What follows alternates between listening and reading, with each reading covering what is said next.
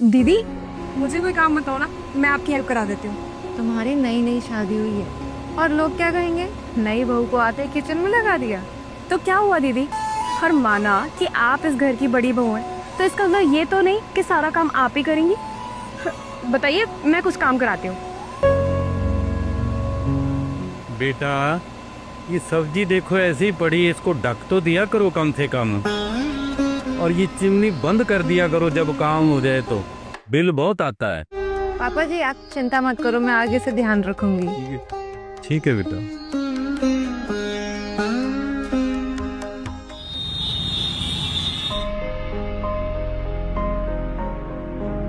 बेटा, जब वहाँ बाहर बैठे हो तो इस कमरे का लाइट और एसी बंद कर दिया करो।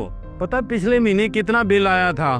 पापा जी वो सॉरी पापा जी, दिमाग से निकल गया था, आगे से ध्यान रखूंगी।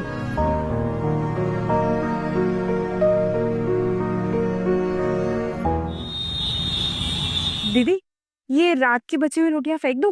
हाँ वो पर बेटे, रोटियां बढ़ाया ही उतनी करो ना जितनी खाई जा सके। इतनी फालतू क्यों बढ़ाते हो कि फेंकनी पड़ती हैं? लेकिन पापा वो सॉरी पापा जी, वो गुरप्रीत की रोटी बच गई थी तो उसने नहीं खाई थी, आगे से ध्यान रखेंगे। ठीक है, आगे से ध्यान रखना।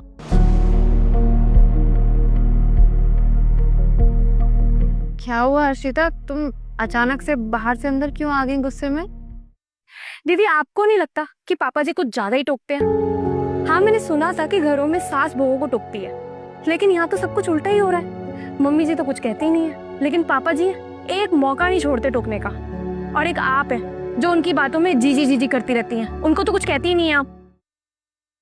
मैं उनसे इसलिए कुछ नहीं कहती क्योंकि मैं उनको समझती हूँ। मुझे पता है कि तुम्हें पापा जी की बात का बुरा लगता है, लेकिन पापा जी दिल के बुरे नहीं है।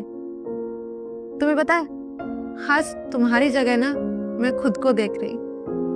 जब मेरी नई नई शादी हुई थी और मैं शादी करके घर पर आई थी, तो पापा जी मुझे भी ऐसे टोका करते थे और मुझे भी बहुत बुरा लगता था कि जब देखो पापा जी हर चीज के लिए टोकते रहते।